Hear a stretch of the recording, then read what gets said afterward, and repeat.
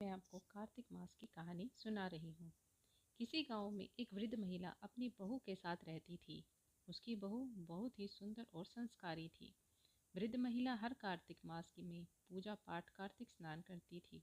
एक बार जब कार्तिक का महीना आया तो सास ने अपनी बहू से कहा कि मैं कार्तिक स्नान के लिए जा रही हूँ। तो बहू ने कहा, माँ जी, मैं भी आपके साथ जाना चाहती हूँ। तब सास ने कहा कि तुम्हारी अभी अ, अब तो तुम्हारी तो अभी सारी उम्र पड़ी है और अभी तो तुम्हारे खेलने खाने के दिन हैं। तुम बाद में कर लेना कार्तिक स्नान।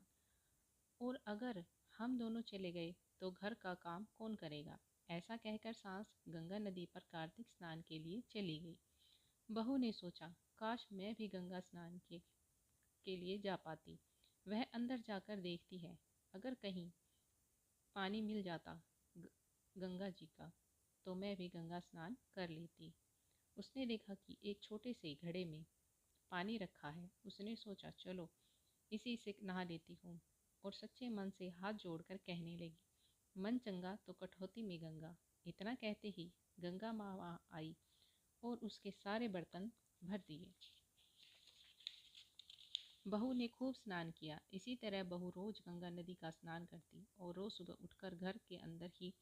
एक दिन की बात है, वृद्ध महिला गंगा नदी में स्नान कर रही थी तो उसकी नाक की नथ गंगा जी में डूब गई और वह वृद्ध महिला ने उसे ढूंढा, बहुत ढूंढा, नथ नहीं मिली। इधर बहू नहाने बैठी तो उसने फिर से हाथ जोड़कर सच्चे मन से कहा, मन चंगा तो कटौती में गंगा। गंगा माँ फिर से आई और बहू स्नान करने लगी। गंगा जी के पानी में महिला को अपनी सास की नथ मिली। उसने अपनी सास की नथ देखते ही पहचान ली। जब उसकी सास गंगा स्नान करके घर आई तो रोने लगी और बहुत दुखी हुई। सास को दुखी और रोता देखकर बहू ने कारण पूछा तो सास ने सारी बात बता दी।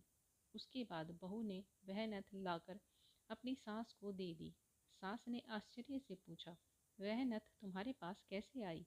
मैंने तो नथ को स्वयं गंगा जी में बहते हुए देखा था। तब बहू ने सारी बात बता दी कि जब मैं गंगा जी गंगा जी पर जाती थी नहाने, तब गंगा माँ हमारे कमरे में आती थी। बहू के कहने पर सास उस कमरे में गई। जितने घड़ों में बहू ने स्नान किया था वो सारे सोने के हो गए। बहू, क्या यह प्रताप के कारण ही ऐसा हुआ है? तब सास सोचने लगी, मेरी बहू इतने साफ हृदय और संस्कारी है, तभी तो गंगा माँ स्वयं स्नान कराने आती थी। हे कार्तिक महाराज, जैसा आपने बहू को दिया वैसा ही सबको देना। कहानी कहने वाले, सुनने वाले और हुंकार भरने वालों, आप सभी